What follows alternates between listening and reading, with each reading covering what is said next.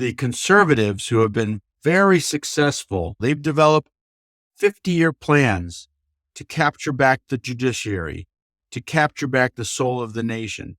50 years they've invested it over and over again. And we see oftentimes in the progressive community, 2-year investments. And then if it doesn't work, click to something else.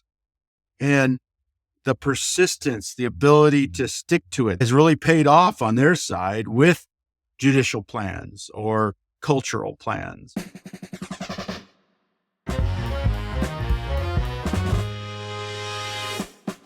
Hi there, welcome to the Campaign Strategist.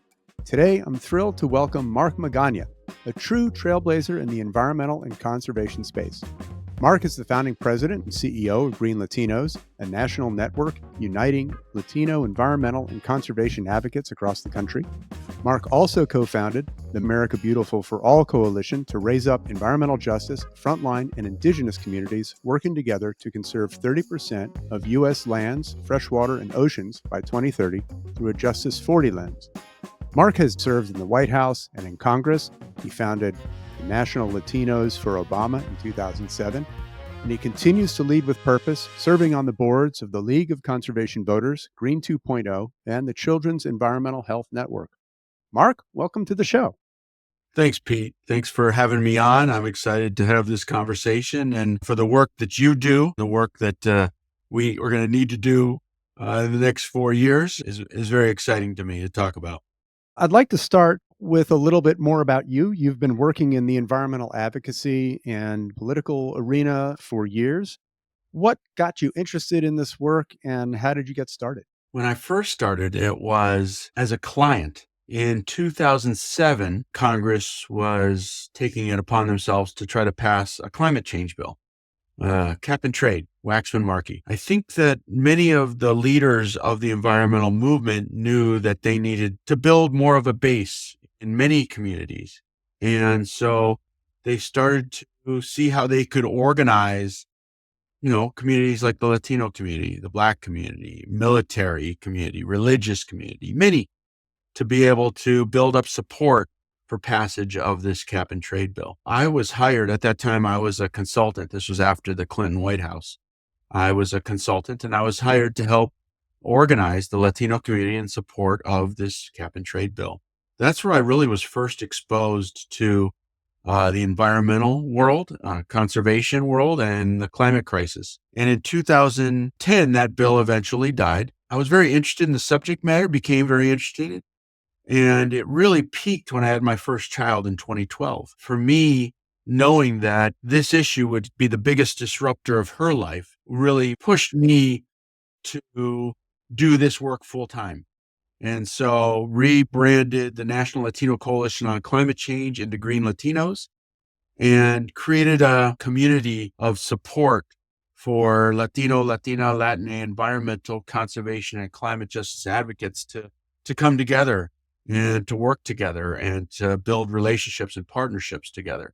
And so it's been an exciting 15 years. We just celebrated our quinceañera. Congratulations. And so really have been enjoying this work and looking forward to what we can do to be able to, at this historical crux of where we are, to be able to continue to work towards solving the climate crisis. A lot of people have different ways of defining campaigns and strategies, and I'd love to hear how you define both of those terms. I think for me, campaigns and strategies have to start from the ground up. And so what our emphasis at GreenLatinos is how we can support and help get resources to those in the communities that are organizing, that have the power of people, but may lack the resources and the communications attention and the access to elected officials that they need in order to get things over the finish line. So for me, campaigns and organizing starts at the ground. Our theory is not that GreenLatinos goes into a community and says, okay, GreenLatinos is going to run these 3 campaigns in this community. We go in and say, all right, who's doing the work already? And what resources do you need to be able to take things to the next level? How can we help provide those resources? How can we help you convene people? And how can we help organize and develop access so that we can do advocacy together? Those leaders that exist deserve and rightfully are the ones that should be elevated, their ideas, but also elevated so that they're the ones on committees, on boards, on commissions, that they're the ones testifying and bringing forth the solutions that work for their community. So that's my sense of it.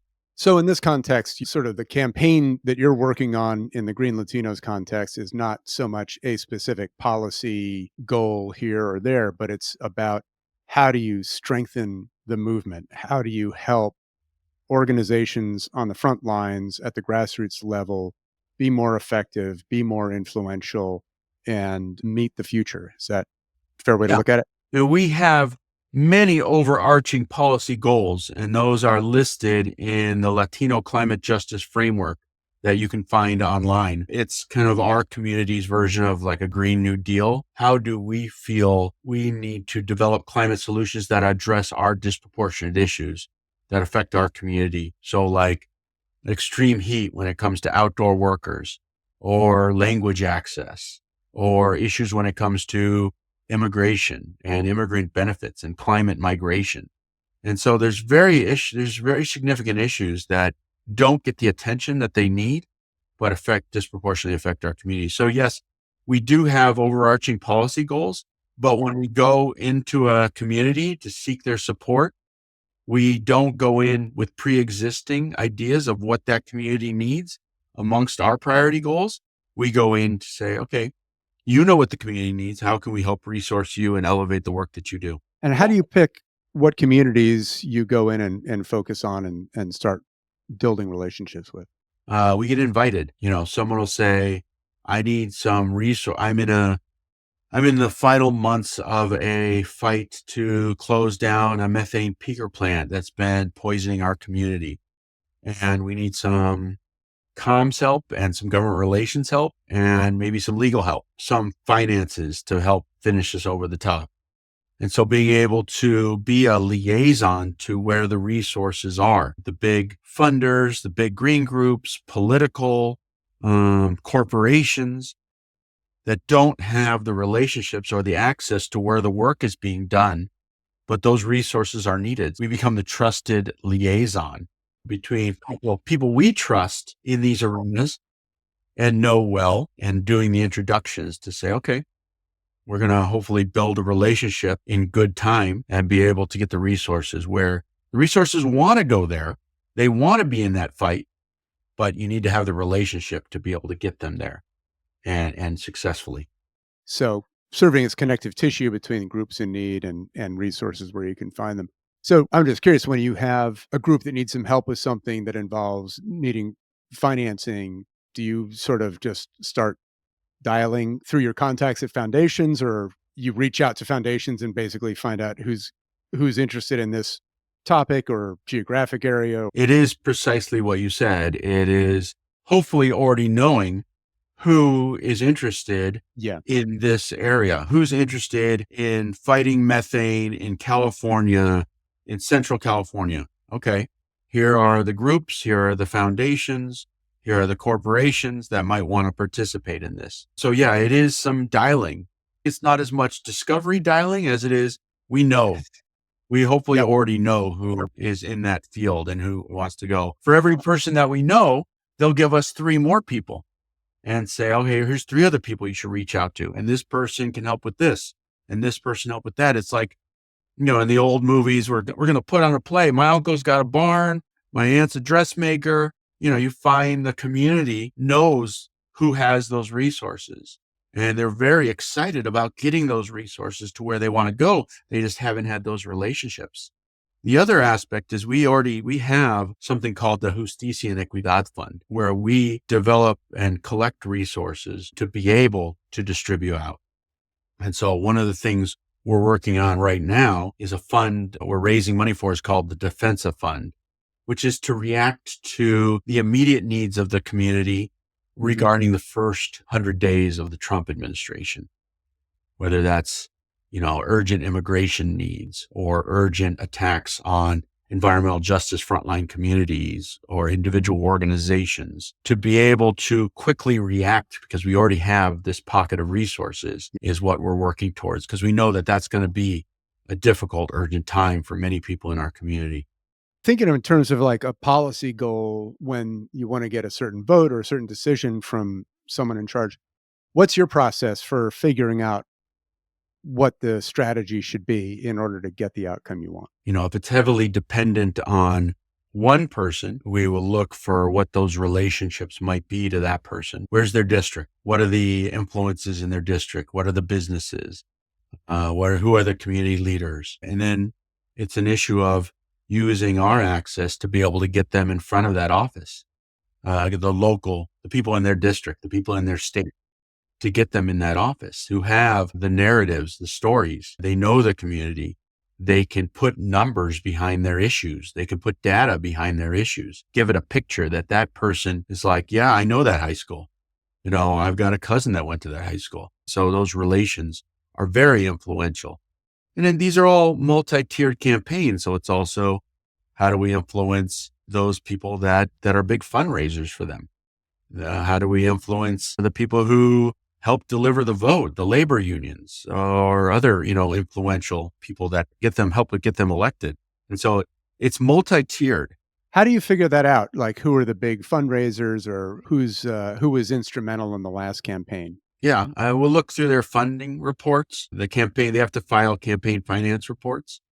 And so we'll look at that and say, okay, who are some of the people that we may know that are influential? And then we also, sometimes there's a general sense that, okay, this member is on energy and commerce. Here are some big players in the energy and commerce world, maybe corporate, maybe individuals, maybe lobbyists, maybe others. There are reporting systems, just like we have to do 990s. They have their campaign finance reports to be able to search through, but you never want to come at them with just from one angle. You want it to be an echo chamber. You want unusual advocates to come at them. It's like, oh, you do too. And your community cares about this? I've heard this from 5 people and my staff heard it from another 5. Okay. All right. Let's talk. The echo chamber. Yeah. The chorus of voices. The chorus of voices and unusual voices, even better. I can't go in there and just me because of course you care about this, Mark. You lead GreenLatinos. Give me someone from my community. Give me someone who isn't doing this 24/7. And then I'll be like, okay, I get it. It's pervasive. So you served in the Clinton White House and you've been a staff person to members of Congress. Tell us about, from your experience, how do you influence, say, the White House or members of Congress? What really resonates? What tends to get through? On a personal level, when you have an audience with someone from the White House or someone from one of the administration offices, you want to be able to reach them in the same manner. You want to reach them personally. They've got dozens of meetings every week, and they probably had 5 meetings before you and 2 meetings after you. And so things become blurry-eyed. So if you hit me just with data, I'm going to get a little blurry. And if you hit me just with loose stories, I'm also going to get a little blurry. But if you have narratives, local narratives, or something that reaches me that has, numbers or data behind it, intermixed with it, I'm going to be like, oh, that's interesting. You're telling me a story. I understand that. It mixes with my personal experience. And then you also in general want to read what that administration's priorities are. If their priorities are jobs, you want to frame things in job language. If their priority is public health, you want to frame things in a public health narrative. If their priority is the middle class, then you want to frame things in a middle class aspect. And so there are various ways to be able to frame what you want to say that solves their problems. They've been told by the president, by the assistant secretary, we need to go do 2 weeks on a jobs focus. What do you got for me? And if I go in there and tell them, yeah, I got something great for you to work on that has a great jobs focus, here it is, then I'm helping them with their work. You want to make things easier for them. They've got their orders. And so how do you help them achieve what they're trying to achieve?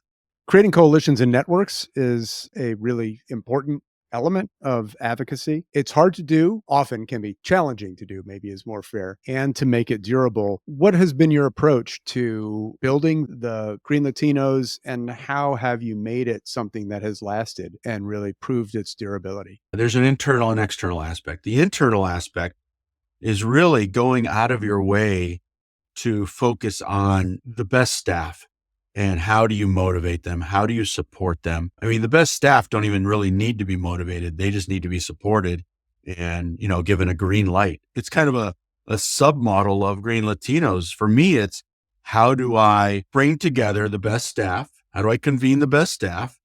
How do I provide them with the resources that they need to do their job?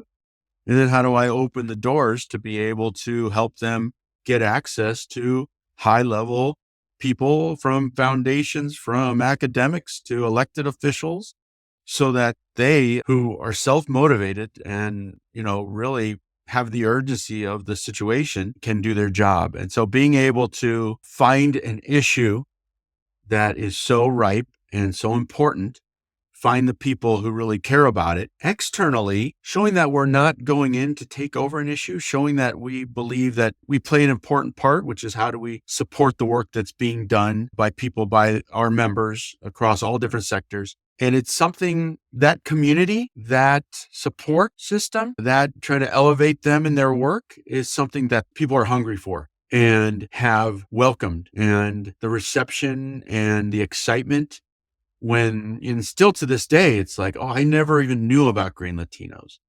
Oh, I wish I had. This is great.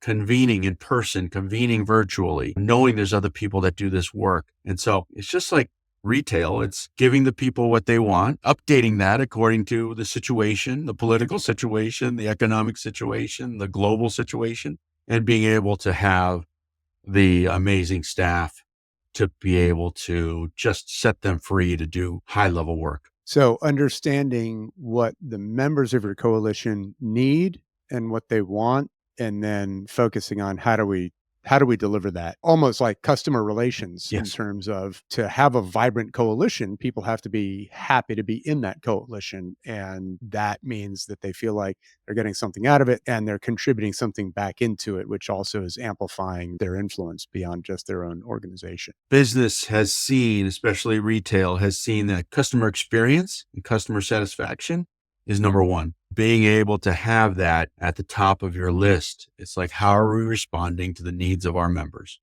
The changing needs.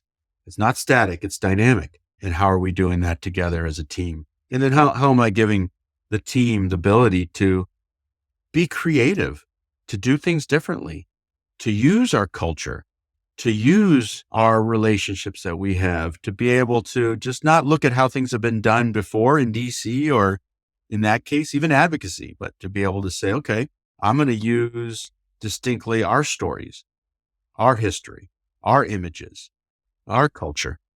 That's interesting. I had a conversation with Reverend Yearwood, who also focuses on organizing through culture. And I know that's also central to your approach. And I'm interested in that because I've never thought about organizing that way. So tell me a little bit more about what it's like, what it looks like, what it means when you talk about organizing through cultural Yeah. touch And, points. and Reverend Yearwood and the Hip Hop Caucus has taken it to the next level. They run concerts and they run documentaries and they have excellent relationships with musicians and things like that. We only hope to be able to get to that level. For us, it is like, how do we use culture both to connect each other, music, food, arts, but then how do we use it in our advocacy? And then how do we use it in how we build organizing? There is certain standard ways that we have learned how to do advocacy or how to do organizing that when it comes to the Latino community may seem like that's a little too quid pro quo, or that's a little bit too much like you're trying to just buy me off for this or that work. Whereas you need to slow down. You need to build a relationship. You need to build trust instead of going at them at the speed of light, like might be traditional. So being able to understand the culture, slow down, break bread, have a drink, have some music, build that trust, build the community, And when you have, then the results of taking that time is really a base that will do anything for each other and is strong and is brave, especially the Latinas, the mothers. You organize the mothers and you better get out of their way.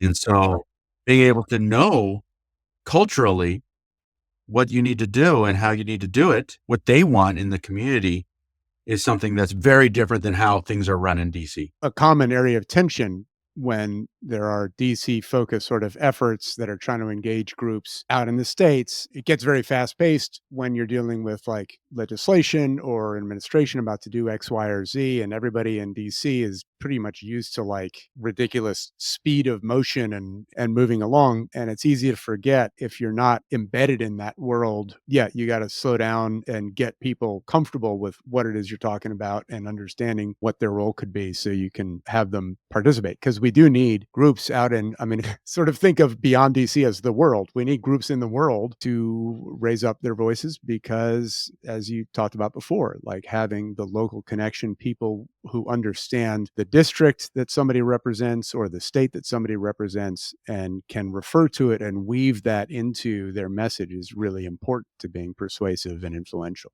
There's a big difference between an authentic advocacy opportunity where you already have a relationship and kind of a very quickly created, here's X amount of dollars for one of these, 5 of these, 3 of these, essentially coming at them with like, okay, here's what I want versus here's the situation. How do you think it's going to benefit the community? You want to take this on? And if so, what resources do you need?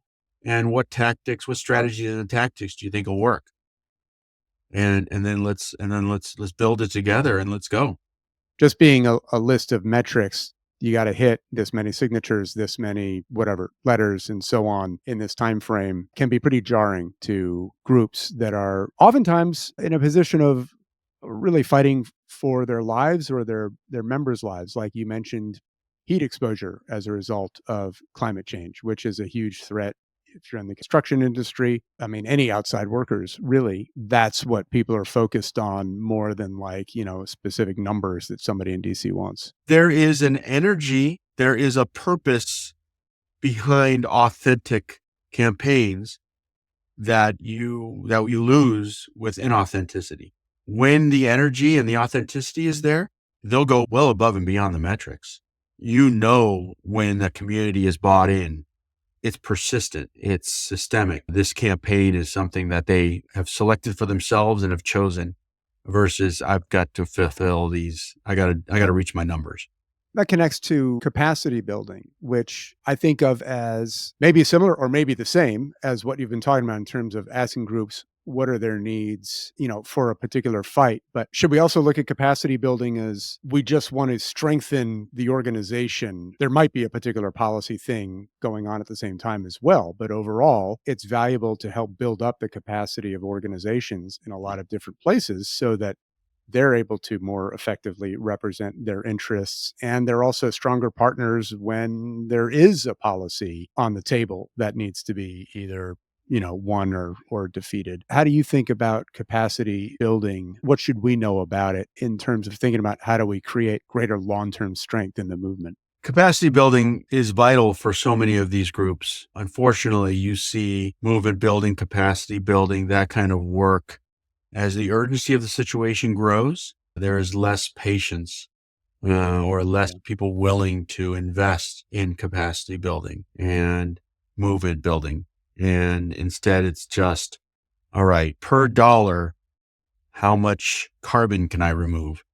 It becomes much less movement building and much more like, what's the biggest bang for the buck at this second, at this moment, today, tomorrow?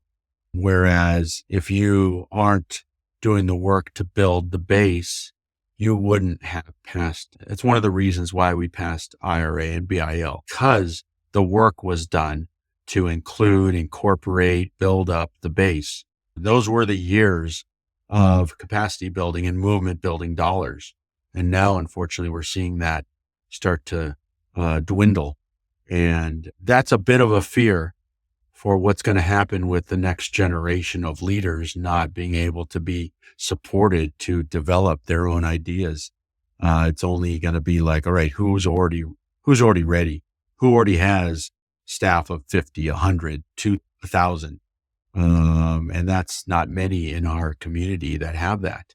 How did that come about? If I heard you right, there was capacity building that preceded passage of the IRA and the infrastructure bill. How was there this moment in time where there was investment in capacity building? Because it seems ephemeral, like sometimes there is and then sometimes there isn't, whereas in an ideal world, just be a steady investment across time. The influence of business on foundations, and the influence of foundations on big green groups and corporate dollars that were moving into climate and, net zero and those things really led to the influx of corporate thinking into this arena. So you started to get much more returns on investments, ROIs, and metrics. I have no problem with analytics, but there are certain things that you do that can achieve bigger results that are much more difficult to metric. I think of electoral campaigns, and you hire someone and you say, all right, you got to reach 200 knocks a day on doors. If that person spent 2 hours at the church talking to the priest, that person could get 200 ears plus 2 hours, but that's not metricable, or that's not easy to do the analytics on that. How many community leaders did you talk to? That's not the game, because it's not as easily metricable. So the growth of the popularity of ROIs and metrics really led to the leadership's requirement to see those things. And when you give out general operating revenue or movement building, you can do analytics on that. It's just not as clear cut, and it doesn't as quickly get to addressing maybe the final goal, like, trying to pull carbon out of the air. In the couple of years prior to the IRA and the BIL, there was a conscious decision by donors and foundations to invest in expanding capacity among NGOs. What does that look like? Or in your experience, like what kinds of capacities are we talking about? Just to take it a little bit out of the abstract, what does that look like? Or what are like the most typical things that groups need that fall into this category? I think like after the cap and trade bill failed in 2010, there's always, for all these big campaigns, there's a post-mortem analysis. And you see it also with the electoral campaigns. And the analysis, one of the analyses or data points was that we did not have a significant enough and strong enough base behind that bill to attract all the different types of elected officials from their different areas with their different interests. In order to do that, one of those sources was going to be the environmental justice community, the frontline community, who's not DC based, who's not federally focused, doing the work and has, the everyday access to those communities. And so post 2010, there was this growth in, when the bill died, there was a growth in interest in these frontline environmental justice communities. And so that's how it started. It really appeared that the resources for communities to both influence their elected officials, but more importantly, to do the programmatic work to clean up the environmental injustices that have been poisoning those communities, was a significant priority. Now, we passed IRA, we passed BIL. There is a sense that, okay, maybe we're post-DEI world. Maybe we are a post-racial world. That worries me. And some of those things that, the post-racial world, when Obama got elected, were being said. Right. And I think it's now being said as people tried to push down identity politics. I think identity politics done the wrong way is not successful. But, being able to really reach people where they are is going to be important no matter what work you do. I think that the community continues to need support to be able to fight their campaigns on a state and local level, where we may be only able to play defense on a federal level. We can't afford to just spend the next 4 years playing defense and have any hope of keeping not even a 1.5 degree growth in climate, a 2 degree or more is where we're even hoping. And so we have to continue to play offense. And the best offensive players are those that are on the front lines and those that are doing the work. You are on the board of Green 2.0, which for the last 8 years has published what they call the Transparency Report, which looks at the major, and I guess these days, including some smaller enviro groups, as well as funders, and basically analyzes how diverse are these organizations, how diverse is the leadership from a racial and an ethnic and a gender background. And it's been a tremendous impetus of growing diversification among environmental groups, except we saw a decline for the first time since the report's been published in the last year. Any idea what's going on with that? And what do you think the future holds for continuing to diversify the environmental movement? I do think that Green 2.0, when we founded it, there was a really obvious basic issue of increasing diversity within the environmental movement, period. Within big green groups, within foundations, within electeds, all across the board, and appointed officials in those arenas. It really was kind of an outside play as to how we could use data and maybe even shame to say, hey, look at these numbers and then look at the population, and you can't even think that you're claiming to represent community or the US and what it looks like if your numbers are this. What we found that was that while it was relatively easier to hire people at a junior level, maybe even junior mid level, that those numbers could go up relatively quickly and relative to the numbers for CEOs or board members and, E-suite level. The thing that hadn't caught up to the diversity numbers was the inclusion aspect, was how do these people feel welcomed, like they're part of the team?